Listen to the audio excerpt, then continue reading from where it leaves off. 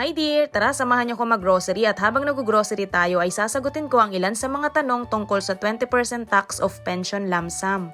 Unang tanong, nasa ilan po nakuha mo lahat-lahat na tax lump sum? Ang nakuha ko po ay 16 lapad or nasa 65,000 pesos. Number 2, magkano po yung naibayad nyo nung nagpa-assist ka po? Ako lang po yung nag-process pero sinamahan ako ng isang sensei na Japanese na marunong mag-Nihongo at binigyan ko lang siya ng beer. Kung nais nyo po ng mas mababang service fee, pwede po kayo magpa-assist kay Ma'am Lizelle Nakagawa. Message nyo lang po siya sa Facebook, nagre-reply po siya. Number 3, ma'am, pwede ba makuha ang 20% pension tax bago umuwi ng Pinas? Ilang days ang process nun? Pwede po itong makuha kapag na-process na yung 80% na lump sum pension kapag nakauwi na sa Pilipinas for good or nagbakasyon. In my case, 2 months po yung naging processing ko ng aking 20% tax.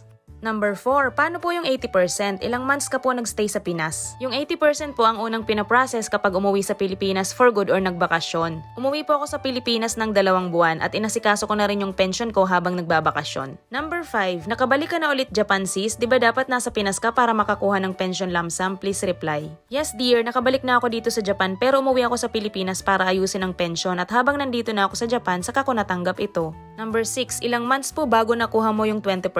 Bali, umabot po ng 2 months bago ko ito natanggap.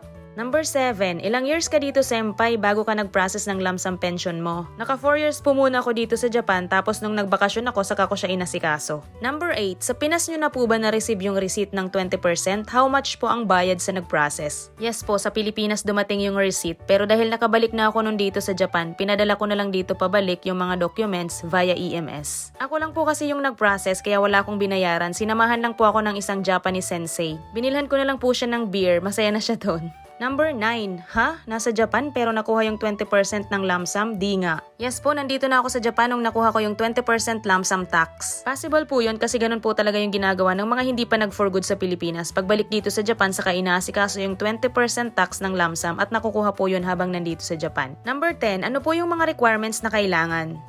Ito po yung mga requirements na kailangan para ma-process ang 20% tax ng pension lump sum. Yung una po ay yung resibo ng kabuoang pension kung saan nakalagay doon yung 80% at 20% na makukuha mo. Ang documents na yun ay galing po sa Japan na pinapadala sa Pilipinas kapag approved na yung iyong pension lump sum. Pangalawa po ay ang JP Bank Cash Card or ATM card.